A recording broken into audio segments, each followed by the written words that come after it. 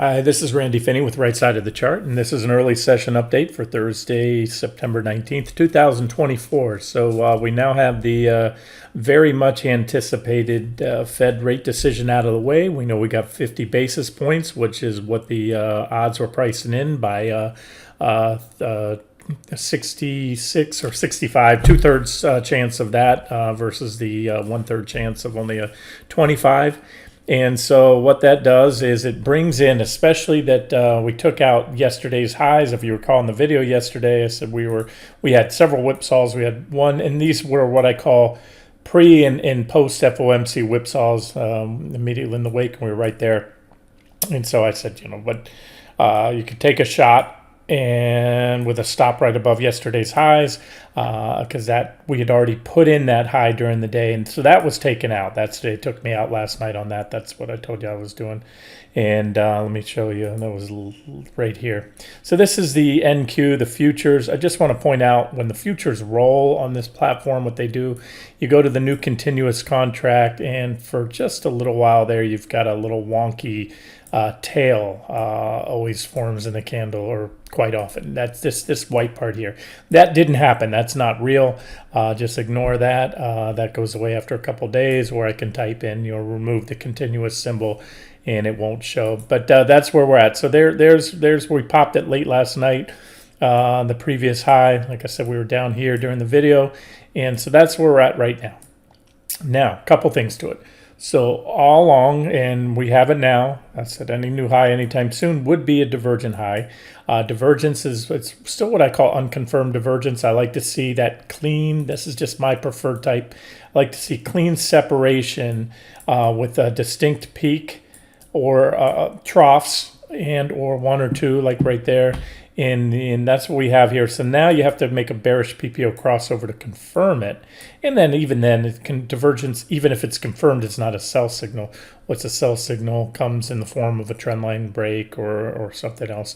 Now, as the recent video showed, and I still have this orange line, kind of shows the, oops, went a little too far out. All my lines went away. Shows what the, okay, it shows what how the divergence would remain intact for a while if we push a little higher. And remember, that was going into the Fed. And of course, now that we've clearly taken out the trend lines on after the Fed's out of the way. Today, remember, today is just the first full trading day. So you kind of get that, this is the main, the kind of almost you can bet your entire life savings on it. This is the, what you get on Fed day, those back and forth whipsaws, immediate reaction being faded, and then another reaction. Remember, we went up, down, up, down. That's the norm. And then this right now, this is day one where, the markets had time to digest everything, and we're clearly now above the trend line. So that's a breakout until unless fails. And it does certainly, and again, until unless it fails, it brings in that, what I told you would favor the post FOMC. If we got the 50 basis points, which we did, I said if we only got 20, the market would have thrown a hissy fit, in my opinion, and done that. And to get 50, it's going to bring in my those that push up to the same target, market top zone in SPY, the S&P 500. Covered this quite a bit. Remember, this was a call in price, not in time. Had no idea to know when and if we'd get there. That was before we were even there, back in late June. And so far, we've capped, as I covered yesterday, and quite a bit recently, we capped around the middle of the range. And because the Fed gave the market 50 basis points, again, unless this, the noise will settle, the dust will settle by early next week. Today's just day one. So far, they're buying it. It's a breakout, hands down, because we took out those key trend lines. SOXX took out the trend lines. Everything that I had, all the resistance levels we were at heading into the meeting, have been taken out. Now, if they fail, then they fail, and that's what's happened, and then that's going to change things quite a bit. As of now, it increases the odds we may run up closer to or even to that preferred top of the market top zone, which again lines the fibs up better. It was always the best fit. That's why in QQQ and SPY, I had those top of the ranges. And so I'm going to measure it out for you like I did yesterday. I told you yesterday it was about 3%. Now it's only about 2%, right? We're up 1.5 on SPY. And so that's what I see to the max upside. Feel pretty confident on that. So the takeaway, you take that analysis as you want. If you are looking to position, or you already are positioned short for a long-term swing trade, or you're a bull and you want to, find an area to add to longs, certainly on today's breakout above those minor downtrend lines, but you got to take that with a grain of salt. It's just day one, and we're only into the first 15 minutes right now of trading. And so I'm going to go over quite a bit in this video.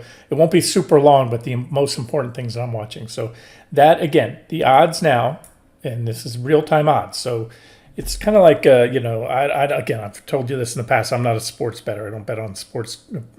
It's a fool's errand. But to me, it's just not my thing. I love watching the games. But, if you have real-time odds, and I think they have that in Vegas, and you can bet on a game, but you can bet maybe during the game the odds change. So let's say your team's the Colts or whatever. Pick your team. And they're highly favored. They're heading into the game. Before the game, they're favored to win by 14 points. But now it's third quarter, and all of a sudden they're down by over 3 touchdowns. It's a 3-score minimum game. The odds are going to change. Guess what? The odds have plummeted sharply, and that's how the trading works too. So right now the odds favor more upside until unless this fails. This being those 2 breakouts that we had both on the 60-minute chart of SPY. There's your downtrend line, or you can look at it on SPY. It's almost right at the previous high. So you could say a failure of that. But either way, this range here, that would change. I have the yellow downtrend line off the highs. The futures are right now. The futures are testing the previous high, and you still very much have the divergence. So it's something I'm very much open to. I'm just telling you, as of this very moment, a breakout is a breakout until unless fails. Remember the 2 yesterday, I said, nah, that didn't, that's post-Fed, another post-Fed whipsaws. We were down below, and the Fed was out of the way. So like I said, you could take a shot there, but you'd have to, in my opinion, keep it stops to limit to yesterday's spike high. And it was more an NQ and QQQ I was talking about. But the same thing obviously would carry through with SPY. And so there, we took it out. It's bullish until unless taken out. Divergences are not a sell signal. And I don't have any resistance on SPY until we get to the top of my market. Well, it's not even, it's not resistance, guys. Keep in mind, if you're new to trading, when a security is at an all-time high, there is no resistance at all. There's no price resistance. You've never been there. But what was used to calculate these market top ranges were Fibonacci price projections, and also where, if we got there, where the Fibonacci retracement levels would line up. And the purple line is the top of that range, and you can see perfect alignment with my first target, which was already hit. T3 is the 38.2% fib, almost perfect alignment there. That's that one we already hit. I'm sorry, I take that back. No, I was right. 38.2, exactly right there. And then the 50% is exactly on my T4 line. And the 61.8 is very, very close, a hair below my T5 level. And again, these price targets were put in first. So that's why, again, we don't have to get there. These fibs are close enough. The yellow line shows where we already peaked. Now I'm going to move this up because guess what? This is now today's spike high. Whether it will prove to be the high and we fade it, that's the current high. So this fib line needs to get moved. And what I mean by that, again, if you're catching up or new, these are the moves off the 2022. That was a major reaction low that started this bull trend from October 2022. And so this is a Fibonacci measuring from that low up to the current highs. And so then if we reverse, let's just say today's post opening pop gets faded and we fall back below the trend lines. That's going to be pretty damn bearish, guys, very bearish. If I see SOXX and everything I'm going to go over right now fall back over. But right now they haven't. But if they do, then that's that. Again, I need to reiterate, nothing has changed in my intermediate to longer term outlook. Just very short term, play by play. Right now, bulls in control, popping those trend lines this morning. And if it fails, then guess what? They fumbled or threw an interception, and and the Bears have the ball and they could run it back into the end zone. We'll see. So anyway, and again, this is a very small range. So I just hope you're tracking this, and this isn't to me at all any type of wishy-washy or bi-directional analysis. I don't have any arrows going up this way. This is just wrong. Anything much above there, that call of a market top was wrong. And on QQQ, market top range, as I stated before, we came within 1.5% on QQQ, but we almost hit it exactly on NQ, the NASDAQ 100 futures. And so, as I said yesterday, if SPY pushes the top of the range, I do not expect QQQ to take out or even match the previous highs. It may be at most matching, because what did I tell you on SPY? I just told you about we have now only about another 2% to the top of the zone. It's a stretch, but you'd have to see a 100% outperformance on QQQ, meaning it doubles what SPY does if SPY gets there to even match that high. So I'll stick with what I said yesterday. I do not expect QQQ to make or even match the previous highs. I think it'll fall shy. A lot like it did back in 2021 and early 2022 when it peaked. Remember, the NASDAQ 100, the tech-heavy NASDAQ 100, peaked in November, around mid-November of 2021. Tried to run up, but fell a little shy of that previous high right in the beginning of the year in 2022, which is when the S&P 500 and SPY made a new high and topped. It's the only thing I don't like about that, and this may sound super, super contrarian, is it's too exact. It's too close. Even in time and everything. I mean, that was back again. That was mid to late-ish November. And then in the first week of December is when the S&P 500 peaked and QQQ was lower, and that was 1.4 months later. This time it'd be a little bit longer. QQQ peaked the week of July 12th, week ending July 12th.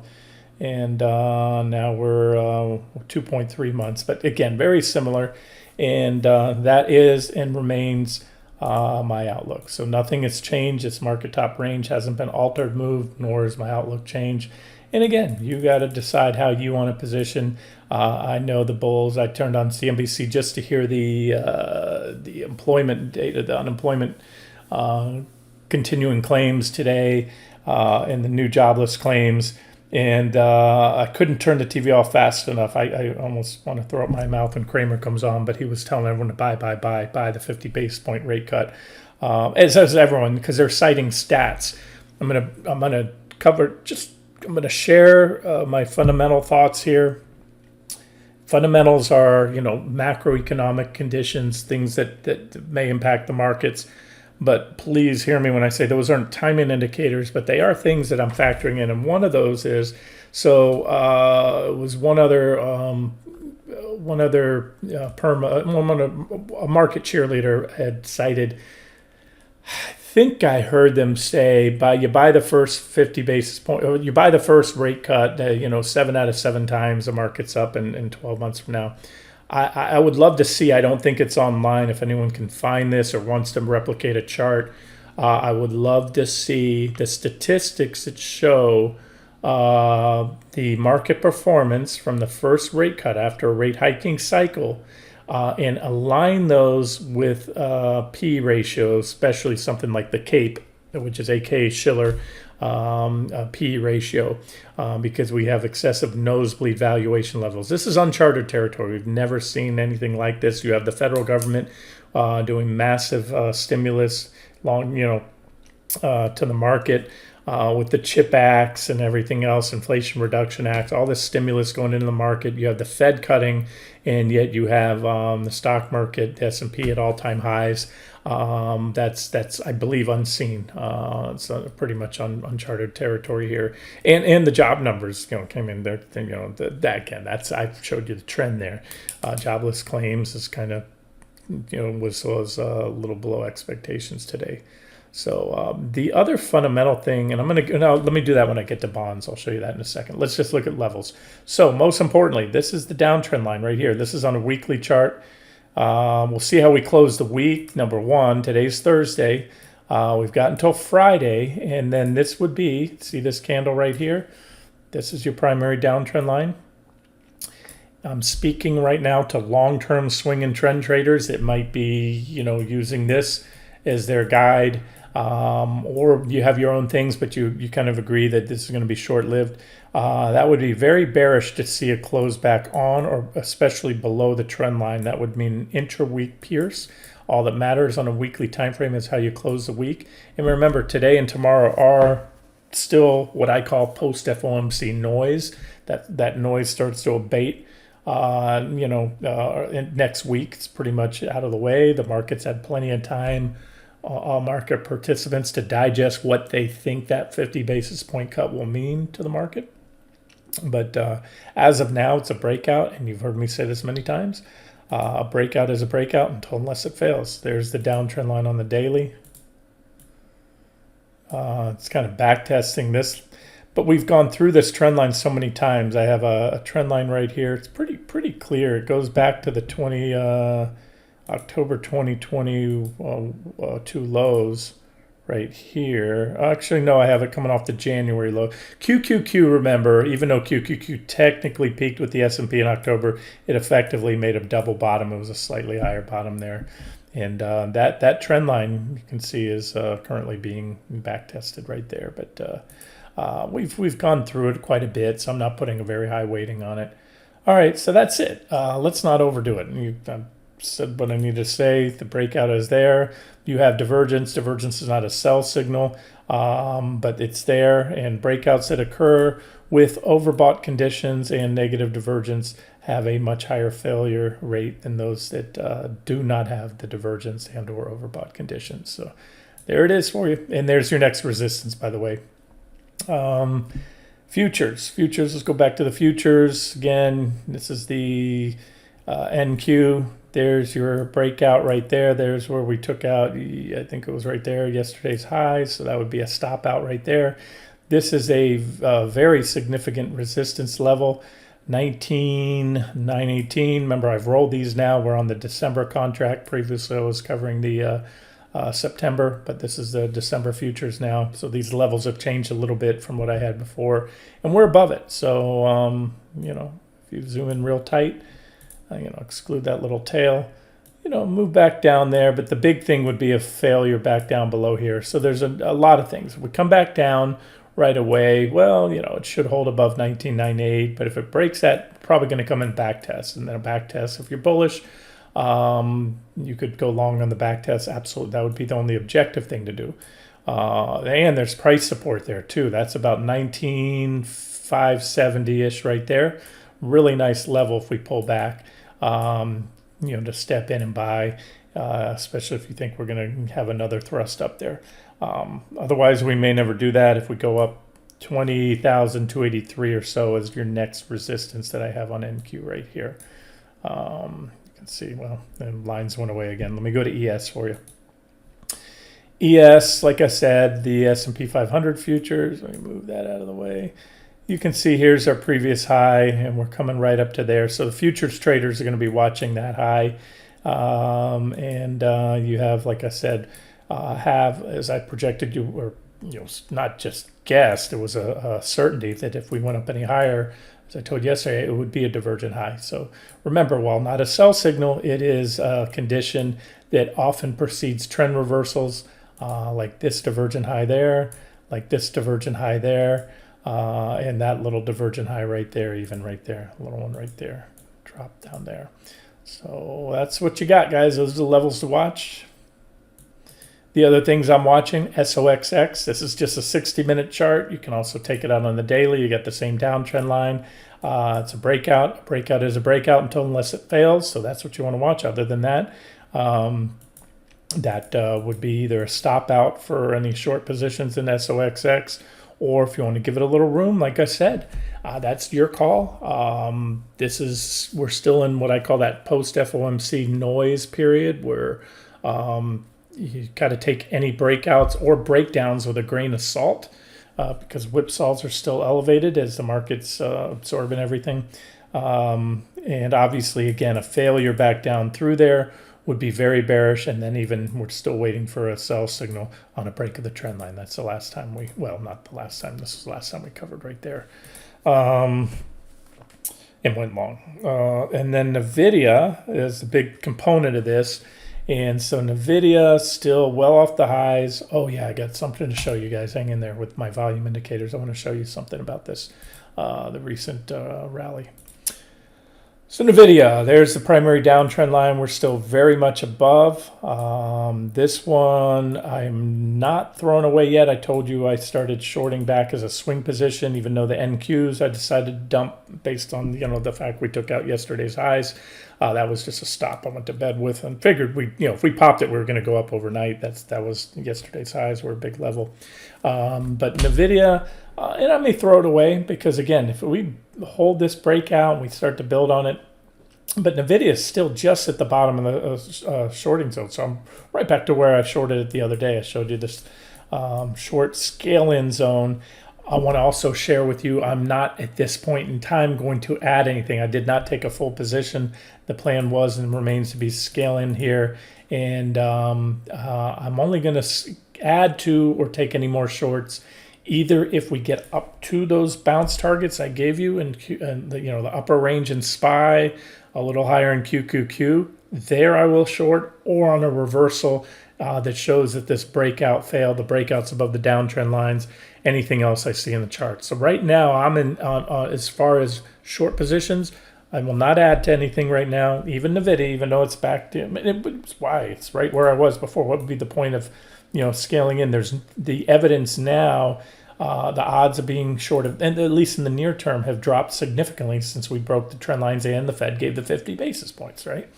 And it makes no sense. Scaling in on strength would be just like a dip buyer, or somebody buying long might have a position to scale in, buy a position down to, but not below a certain level. So I'm kind of on hold right now, but if the indexes fail, and SOXX and ES and NQ and all those, then I will look to whether it's here, a NVIDIA at the time, or down lower. All right, so I just wanted to mention that NVIDIA is still sucking wind, relatively speaking. You look where it's at compared to its previous highs, and I'm going to show you something in a second on volume here.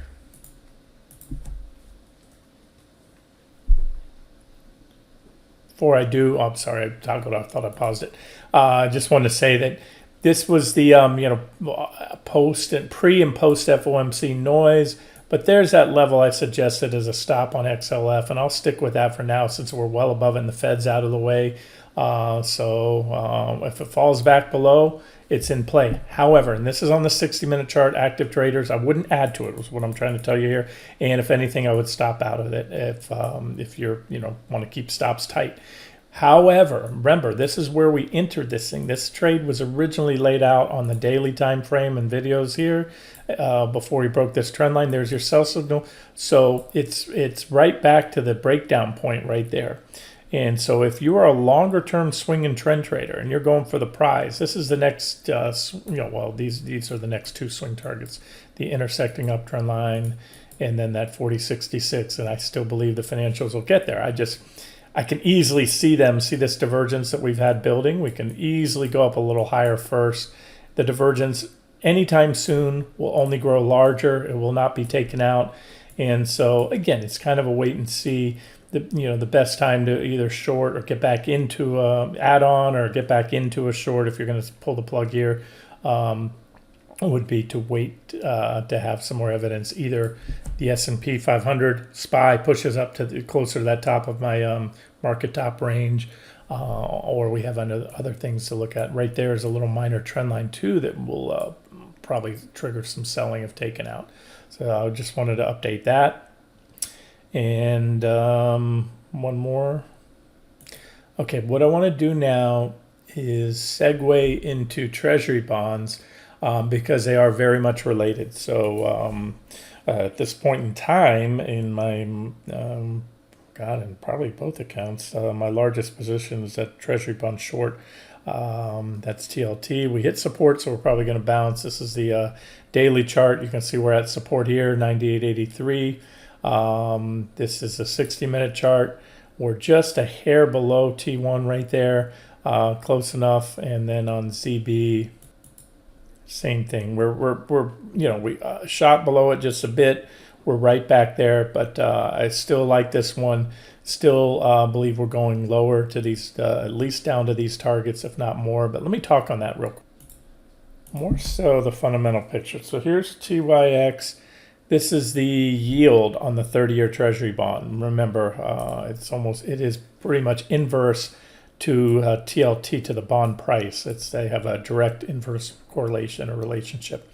And so, this is a 60-minute divergent low. And as I mentioned recently, we also have positive divergence on the more significant daily chart and also on TNX. So a couple things. Number one, the yield curve has now clearly inverted. As of yesterday, I checked, it was, we're back above on the, I think it was the 10 and 1 year. We have a clear, or maybe it was a 30 and 1 year, a clear uninversion, they call it, where we have a normal yield curve there. The two year, I don't think is uninverted yet, but either way, the 1 year has. And this is TNX right here, the 10 year. We trade the 30 year for the juice to get more bang for your buck. But as I've mentioned in recent videos, the last time I had any divergence, bullish or bearish, was negative divergence right here. And we got this trend out of it, this big trend change. Before that, we had negative divergence here, and we got that trend change. Then the last time we had positive divergence was right here. We got that. So on the daily chart, you don't get these often, but they tend to result in pretty powerful moves. You can see I even laid out some targets here. We're coming up on that first target now. So where am I going with all this? So what did the Fed do yesterday? They cut a very unusual 50 basis point cut. Those are usually reserved for emergency type conditions. And the Fed cut it with the stock market at near all-time highs. I think that's pretty much unprecedented. I'd also want to say we probably haven't seen a rate cut with the Shiller P ratio this high, at least not in decades. So in other words, valuations. But here's where I'm going. So I've read in recent months, over the last year, it's been a ginormous windfall to both especially corporations, companies like Apple, a lot of cash-rich companies that have a ton of money parked in short-term money market type instruments. The cash cows of the world's like Apple and Google, Alphabet. So the earnings on those deposits have been a big windfall, unexpected windfall due to the short-term rate spike. You and I, or hopefully you were over the last year, getting 5.5% in your money market account, whether it was at a bank or in a brokerage firm. And so, not only does the Fed just cut 50, but they've priced in. So now the money markets, banks, money market, short-term rates already pricing in. The Fed has pretty much clearly, without mixing words, said they're going to, where they're going to be. They told you where their dot plot. They're going to continue to cut rates going forward. This was only the start, and that's going to start pricing in. And we've seen that, and that's why the yield curve's uninverted. However, at the same very time, and it's not random, a couple folks on CNBC were perplexed and surprised today when I turned on to hear how long-term rates are going up. Yeah, the Fed just cut 50, which was bigger than many people expected. At least up to last minute. Okay, that is what I see. Well, first of all, it was in the charts. We didn't go long. We didn't short treasuries right before the Fed meeting because I had a hunch that long-term rates would go up after, even though the Fed was going to cut. No, it was solely based on the technicals. So I'm going off the technicals here. And so that's saying what I think is going to happen based on the charts. We won't go straight there, but these are some targets. I could easily see us over time working our way up to this downtrend line. If that happens, what it's going to do, and again, I heard the bobbleheads mention this on TV, this is going to be bullish for the mortgage market. Hello, mortgages are based on the 10-year Treasury bond. They don't even, a 30-year mortgage more closely tracks the 10-year Treasury than it does the 30-year. That's just a fact. And again, we've got the 30-year going up too. So now, maybe I'm wrong, and if I'm wrong, then that's going to be bullish net bullish for the housing market. However, if I'm right here and we continue to see this go up, and that's what I think we're going to see. I think the Fed has just reignited what I'm going to call the reinflation trade. I'm going to get to the trades I've given you on commodity ETFs and all that in a second. Trade ideas there. They're going to start. They're rocking. They're doing well lately, and they're going to continue to rock. I've referred to Powell in the past as the scorpion from Aesop's fable, the scorpion, the frog. Most of you are probably familiar with that fable, where the frog and the scorpion need to cross the river, and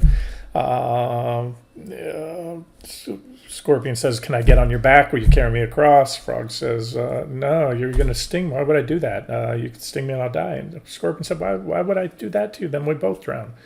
And of course, halfway across the river, Scorpion stings a frog. Frog looks at Scorpion, "Why'd you do that?" Scorpion says, "It's in my nature, and I'm a scorpion." So, anyways, Powell is the scorpion. It's in his nature to be a dove. He gave 50. That's it. He was just fighting off his urges when inflation was running away, and he was in outright denial when it was screaming, and he had to play the tough guy. He had to do what he didn't want to do, just like the scorpion had to try to convince the frog he wasn't going to sting him to get across the river. And so Powell was hawkish, and he was probably throwing up in his mouth every day throughout, keeping rates that high. So now he's back to his old ways. And so what that's going to do, in my opinion, is likely, and again, if I'm right, you're going to see this happening. He has just started again, and that's the biggest bang to a start on a rate cutting cycle, and with normalcy in the market than we've seen in decades, if ever. And he's been planning to cut more. And so if you continue to see this happen, where is the relief for homeowners? You're going to keep home prices elevated. Remember, the whole point of this, the whole reason home prices have remained stubbornly high, is that people are locked into their 2.5%, 3.5% mortgages, and they can't move. They will downsize. Go from they have to go from a big house to a much smaller house for the same mortgage payment because they're locked in. Now they have to refinance. So keep an eye on it, guys. Just if this continues to go up, then what you're going to have is a twofold net negative effect on the market. So everybody's cheering because that's just what people are conditioned to do, that rate cuts are bullish. But what they've done now is they're going to take out, and remember what I said a minute ago about money market rates. You, me, Apples of the world, big corporations, they're going to start losing a lot of income on the cash they've been sticking in 5.5% money market funds. Yes, I will acknowledge there is that whole thing where, okay, maybe that money, as it often does, will find a home in stocks, right? That's the whole point too. When rates are being cut, that there's now better alternatives, and people will move money out of safe, FDIC 5.5% money market funds and go into dividend yielding stocks. However, how likely are institutions and individuals as likely to do that when we have valuations on the stock market at the same levels they were back before the crash of 29 and at other points in history? So we have, again, elevated valuations in the market. And so I don't think it's going to be the same as other points in time where we started rate cutting cycles. It may be. I'm sure some of that money will find its way into equities. But overall, there's going to be a lot of lost interest income for individuals and corporations with now, again, the 50 basis point cut and more to come. And the market's going to be pricing that in. Banks are quicker to lower rates. They're quicker to lower rates in a rate cutting cycle than they are to raise interest rates that they're paying you on deposits in a rate hiking cycle. Just like gas stations, when you see crude prices plummeting, gas stations are a lot slower to drop those, fuel prices during those periods than they are to raise them when crude starts going up, right? It's the same kind of thing there. And then the other part of it is, again, now you have, if this continues, you're going to have the opposite effect. Mortgages, car loans, all those are actually going to get more costly and more constrictive to the economy. So that would be, again, the net negatives of this rate cut, which, and I know I'm spinning it that way, but those are what I see. Like I said, the one positive is if that happens, that at least some of that money will coming out of money market funds will go into the stock market.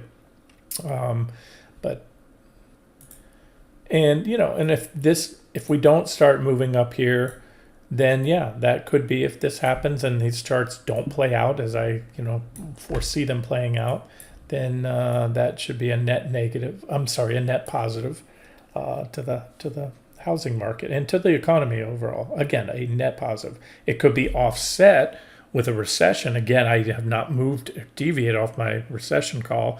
The signals that have triggered and the conditions are already there. And then what you do is you get demand destruction. So, mortgage rates can go down to 4% and 3% again. But if the unemployment rate spikes up to 10%, people are out of work and everyone else is, and credit standards are increased. That's the other thing that happens in a recession. Not only does demand drop, but credit standards go up. Banks are less likely to lend. They're more restrictive. You have to have better credit scores and all that stuff. So let's talk about the reinflation trade and where to make money on all this. That's the whole name of the game, right? So recently I told you a couple of my favorite trades, longer term, are the commodity ETNs. And you can, again, I'll always update the usuals I follow: the grains, precious metals, crude oil, natural gas, energy, commodities. But as I've often said, and over the years shared these trade ideas, if that makes your head spin, if it's too much to keep track of all those different things that are going up, one's going up, the other's going down, you have several broad-based commodity tracking ETFs. This one's DJP. It's an ETN actually, so if you're a little adverse, maybe use this in an IRA so you don't get the K ones. They're not the end of the world, but some people don't like getting them for their tax returns, and they sometimes come late after the due date. But I've highlighted this here multiple times, including back here at the bottom. This is just major support. So I'm using this one more for charting purposes. I'll give you the other one that's an ETF in a second to trade. And this is fine, again, in an IRA. But there's positive divergence again, just like here. So these are, last few times I highlighted, this was what I call an ADL, almost divergent low, but effectively an equal low. And so far, so good. We're up, it's up not much. This is a broad-based commodity. This is like trading the S&P 500 over and compared to the Nasdaq. You're super diversified. So you're not at any one point in time. These commodities are all some are related, some have absolutely no correlation or relation to the other. You have energy, grains, oil seeds, precious metals, industrial metals, soft commodities, livestock. You got it all in there, right? And I want to just mention it's now taken out that downtrend line. That was the next buy signal, and it's hit that first price target around 31. It's starting to crack above there. And again, this is what I see as the reinflation trade. And remember, one of Jamie Dimon, has recently said, and he said a couple times, one of the worst potential dark clouds on the horizon he can see out there is stagflation. And that would be a stagnant economy, either just a slow growing or non-growing economy, or an outright recession with a return of inflation, higher prices. And I think that's what Powell is risking here by going back to his dovish ways when the market doesn't need a rate cut. When the job market is still, yes, I showed you the trend has ticked up. It looked like to me it's turned the corner, but we're still at record low unemployment. Let me repeat that. We're just right off the bottom, still relatively in that same area of record low unemployment. This is unprecedented, but again, it's in his nature. He thought, I don't know what he thought, but all he did when he took rates back, federal funds rate to 5.5%, just returned them back to a normal level where they've been at the normal range for decades. And they're, they make it seem like because it was the most aggressive rate hike in nearly half a century, but again, from the baseline, it went from zero. And so anyway, so we'll see. This is something, again, the takeaway, the reason I'm spending all this time talking about it, it's how to position. This is where I think after today, It further supports the case to invest in commodities, because I think you're going to see institutional money. They're going to immediately buy the 50 basis point cut like they are today, and that could carry through, as I showed you. I showed you my levels where I think it might go, but I think you're going to start to see some monies shift back into the commodities trade, just like you did when inflation started exploding back in late 2021 to 2022. I don't think we're going to get that. If we do, great. We'll let the charts be our guide. Right now, all I can tell you is I've been telling you, this is, you can keep buying it here at support, positive divergence, and then you've been trading, consolidating in this range. If you look longer term, let's just do that for a second. Longer term, something I like to do, turn off all the lines here. And again, I do this for folks that are new. We had a clear downtrend in commodities from when they peaked back in '08, back around during the financial crisis. We had a very well-defined downtrend line. We put in a divergent low, very bullish, and this is where the bear market ended. The downtrend line was broken, and we've taken out all the previous reaction highs. So this is 110%. Weather time will prove me otherwise. All the early makings of a new bull market. Initial leg up, followed by the first corrective wave. Remember, this was the first wave down the bear market. First corrective wave. Next wave down, however you want to count it. There's a 5 wave. Talk about the Elliott wave. P3 is always the most powerful. That's the 3rd wave down on a 5 wave count. And this is the first wave up. We'll see. And maybe it's just an ABC corrective, but it's too big to be an ABC corrective wave. So anywho, so that's DJP. Oh, and if you wanted to, if you don't want the K1, I've also mentioned this one here, DBC, Invesco, DB, Deutsche Bank, Commodity Tracking ETF. There's your holdings. And keep in mind, I always say this, these broad-based commodity indexes and the ETFs that track them are pretty top-heavy in energy. It's almost half the of this index or this ETN, at least as of last time I checked back in 2023, about a year ago. It's about 50% energy. You can see it's got gasoline, crude, WTI, that's West Texas Intermediate crude, Brent crude, natural gas, precious metal, gold, silver. And you can see the weightings there and look it up. And I tell you that because if you have gold and silver, then you want to know that be aware that you're overlapping here. If there's wheat, again, this was a year ago, about 5% base metals. But the charts are constructive. So on this one, as recently mentioned, back right here, I guess a few weeks back, I mentioned we had another divergent low, and it's been moving up steadily since. And when did that? That's when the rate cut started being locked in, and you saw institutions start buying into commodities again. And it's only up 6%, but we've taken back these previous lows.